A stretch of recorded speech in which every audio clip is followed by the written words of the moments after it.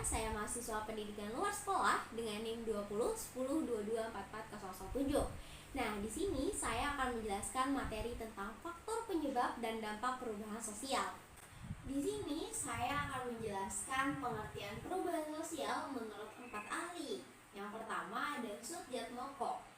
Pengertian perubahan sosial di masyarakat dapat terjadi karena dipengaruhi oleh faktor perkembangan ilmu pengetahuan dan ilmu teknologi, faktor kependudukan dan faktor ekologi, dan faktor lingkungan hidup. Nah, yang kedua ada pendapat dari Suyanto. Nah, Suyanto ini mendefinisikan perubahan sosial sebagai perubahan dalam 3 dimensi. Dimensi pertama yaitu struktural, kedua kultural, dan yang ketiga interaksional. Yang ketiga ada menurut Harper. Nah, disebutkan oleh Harper bahwasanya terjadinya perubahan sosial sebagai bentuk perubahan penting dalam struktur sosial. Mengingat perubahan sosial sebagai bentuk jaringan relasi sosial yang memiliki sifat tetap karena terjadi secara berulang kali atau rutin. Nah, yang terakhir pendapat Gillen dan Gillen. Perubahan sosial menurut Gillen dan Gillen adalah cara seseorang yang diterima oleh masyarakat di mana perubahan sosial tersebut terjadi karena adanya pengaruh kondisi geografis dan kebudayaan, termasuk juga karena terjadinya ideologi yang tertanam di masyarakat dan adanya komposisi penduduk. Nah, dari pengertian beberapa ahli tadi, maka dapat disimpulkan bahwa perubahan sosial sebagai bentuk perubahan tingkah laku masyarakat yang bersifat mengetahui apakah terjadinya perubahan sosial di beberapa aspek kehidupan masyarakat. Selanjutnya kita akan membahas tentang faktor penyebab perubahan sosial. Nah, berbicara tentang faktor, apa saja sih yang mempengaruhi terjadinya perubahan sosial? Ada yang menggolongkan faktor penyebab perubahan sosial yang dipengaruhi oleh faktor eksternal dan internal, namun ada juga yang berpandangan lain. Mengingat ada banyaknya pendapat tentang faktor penyebab perubahan sosial, berikut rangkuman faktor penyebabnya. Terjadinya perubahan sosial tidak lahir dan muncul begitu saja. Ada beberapa faktor yang memicu terjadinya perubahan, diantaranya dipengaruhi oleh beberapa hal berikut.